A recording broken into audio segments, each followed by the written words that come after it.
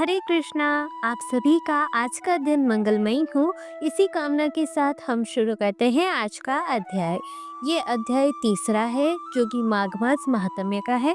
इसे हमने 3 भागों में विभक्त करके सुना है। तो अब तक की कहानी में आपने सुना था इस प्रकार मृगशृंग वैश्य को हाथी की योनि से मुक्त करके स्वयं गले तक पानी में खड़े होकर सूर्यनंदन यमराज की स्तुति करते हैं। आइए जानते हैं कि वो स्तुति कौन सी है और आगे की कथा भी सुनते हैं। मृगशृंग वैश्य को हाथी की योनि से मुक्त करके स्वयं गले तक पानी में खड़े हो सूर्यनंदन यमराज की स्तुति करने लगी। ओम यम, धर्मराज, मृत्यु, अंतक, वैवस्वत, काल, सर्वभूतक्षय, औदुंबर, दग्ध, नील, परमेष्टि, प्रकोदर, चित्र और चित्रगुप्त, इन 14 नामों से पुकारे जाने वाले भगवान यमराज को नमस्कार है, जिनका मुख दाढ़ों के कारण विकराल प्रतीत होता है और टेढ़ी भौहों से युक्त आंखें क्रूरतापूर्ण जान पड़ती है, जिनके शरीर में ऊपर की ओर उठे हुए बड़े बड़े रोम हैं तथा ओठ भी बहुत लंबे दिखाई देते हैं, ऐसे आप यमराज को नमस्कार है। आपके अनेक भुजाएं हैं, अनंत नख है और कज्जलगिरी के समान काला शरीर और भयंकर रूप है। आपको नमस्कार है भगवान। आपका वेश बड़ा भयानक है। आप पापियों को भय देते, काल दंड से धमकाते और सब प्रकार के अस्त्र शस्त्र धारण करते हैं। बहुत बड़ा भैंसा आपका वाहन है। आपके नेत्र दहकते हुए अंगारों के समान जान पड़ते हैं। आप महान हैं। मेरू पर्वत के समान आपका विशाल रूप है। आप लाल माला और वस्त्र धारण करते हैं। हे नाथ, आपको नमस्कार है। कल्पांत के मेघों की भांति, जिनकी गंभीर गर्जना और प्रलयकालीन वायु के समान प्रचंड वेग है, जो समुद्र को भी पी जाते हैं, संपूर्ण जगत को ग्रास बना लेते हैं, पर्वतों को भी चबा जाते हैं और मुख से आग उगलते हैं, उन भगवान यमराज को नमस्कार है। भगवान, अत्यंत घोर और अग्नि के समान तेजस्वी काल रूप मृत्यु और बहुत से रोग आपके पास सेवा में उपस्थित रहते हैं। आपको नमस्कार है। आप भयानक मारी और अत्यंत भयंकर महामारी के साथ रहते हैं। पापिष्ठों के लिए आपका ऐसा ही स्वरूप है। आपको बारंबार नमस्कार है। वास्तव में तो आपका मुख खिले हुए कमल के समान प्रसन्नता से पूर्ण है। आपके नेत्रों में करुणा भरी है। आप पितृ स्वरूप हैं। आपको नमस्कार है। आपके केश अत्यंत कोमल है और नेत्र भौहों की रेखा से सुशोभित है। मुख के ऊपर मूछें बड़ी सुंदर जान पड़ती है। पके हुए बिंब फल के समान लाल ओठ आपकी शोभा बढ़ाते हैं। आप 2 भुजाओं से युक्त सुवर्ण के समान कांतिमान और सदा प्रसन्न रहने वाले हैं। आपको नमस्कार है। आप सब प्रकार के आभूषणों से विभूषित, रत्नमय सिंहासन पर विराजमान, श्वेत माला और श्वेत वस्त्र धारण करने वाले तथा श्वेत छत्र से सुशोभित हैं। आपके दोनों ओर 2 दिव्य नारियां खड़ी होकर हाथों में सुंदर चवल लिए डुला रही है। आपको नमस्कार है। गले के रत्नमय हार से आप बड़े सुंदर जान पड़ते हैं। रत्नमय कुंडल आपके कानों में शोभा बढ़ाते हैं। आपके हार और भुजबंद भी रत्न के ही हैं और आपके किरीट में नाना प्रकार के रत्न जड़े हुए हैं। आपकी कृपा दृष्टि सीमा का अतिक्रमण कर जाती है। आप मित्र भाव से सबको देखते हैं। सब प्रकार की संपत्तियां आपको समृद्धिशाली बनाती हैं। आप सौभाग्य के परम आश्रय हैं तथा धर्म और अधर्म के ज्ञान में निपुण सभासद आपकी उपासना करते हैं। आपको नमस्कार है।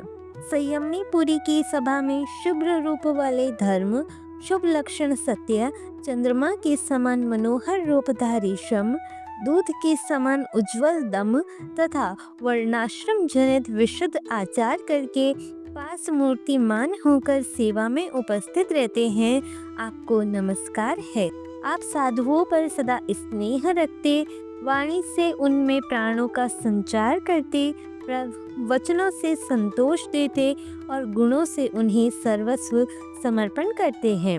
सज्जन पुरुषों पर सदा संतुष्ट रहने वाले आप धर्मराज को बारंबार नमस्कार है, जो सबके काल होते हुए भी शुभ कर्म करने वाले पुरुषों पर कृपा करते हैं, जो पुण्यात्माओं के हितैषी, सत्पुरुषों के संगी, संयमनी पुरी के स्वामी, धर्मात्मा और धर्म का अनुष्ठान करने वालों के प्रिय हैं, उन धर्मराज को नमस्कार है, जिसकी पीठ पर लटके हुए घंटों की ध्वनि से सारी दिशाएं गूंज उठती है और जो ऊंचे ऊंचे सींगों और फुंकारों के कारण अत्यंत भीषण प्रतीत होता है।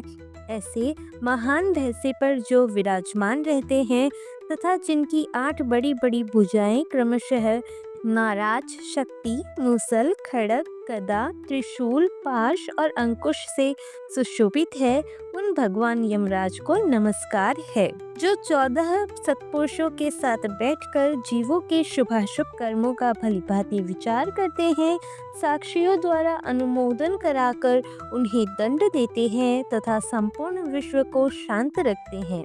उन दक्षिण दिशा के स्वामी शांत स्वरूप यमराज को नमस्कार है, जो कल्याण स्वरूप भयहारी, शौच, संतोष आदि नियमों में स्थित मनुष्यों के नेत्रों को प्रिय लगने वाले सावर्णी, शनिश्चर और वैवस्वत मनु, इन तीनों की माता के सौतेले पुत्र विवस्वान सूर्यदेव के आत्मज तथा सदाचारी मनुष्यों को वर देने वाले हे भगवान यम, हम आपको नमस्कार करते हैं। भगवान, जब आपके दूत पापी जीवों को दृढ़ता पूर्वक बांधकर आपके सामने उपस्थित करते हैं, तब आप उन्हें यह आदेश देते हैं कि इन पापियों को अनेक घोर नरकों में गिराकर छेद डालो, टुकड़े टुकड़े कर दो, जला दो, सुखा दो, पीस दो। इस प्रकार की बातें कहते हुए यमुना जी के ज्येष्ठ भ्राता आप यमराज को मेरा प्रणाम है। जब आप अंतक रूप धारण करते हैं, उस समय आपके गोलाकार नेत्र किनारे किनारे से लाल दिखाई देते हैं। आप भीम रूप होकर भय प्रदान करते हैं। टेढ़ी बाहों के कारण आपका मुख वक्र जान पड़ता है। आपके शरीर का रंग उस समय नीला हो जाता है तथा आप अपने निर्दयी दूतों के साथ शास्त्रोक्त नियमों का उल्लंघन करने वाले पापियों को खूब कड़ाई के साथ धमकाते हैं। आपको सर्वदा नमस्कार है, जिन्होंने 5 महायज्ञों का अनुष्ठान किया है तथा जो सदा ही अपने कर्मों के पालन में संलग्न रहे हैं।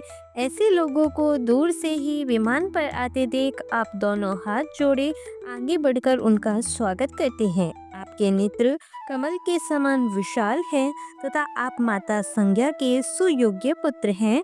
आपको मेरा प्रणाम है, जो संपूर्ण विश्व से उत्कृष्ट, निर्मल, विद्वान, जगत के पालक, ब्रह्मा, विष्णु तथा शिव के प्रिय, सबके शुभाशुभ कर्मों के उत्तम साक्षी तथा समस्त संसार को शरण देने वाले हैं, उन भगवान यम को नमस्कार है। वशिष्ठ जी कहते हैं, इस प्रकार स्तुति करके वृक्षरंग ने उदारता और करुणा के भंडार तथा दक्षिण दिशा के स्वामी भगवान यम का ध्यान करते हुए उन्हें साष्टांग प्रणाम किया। इससे भगवान यम को बड़ी प्रसन्नता हुई।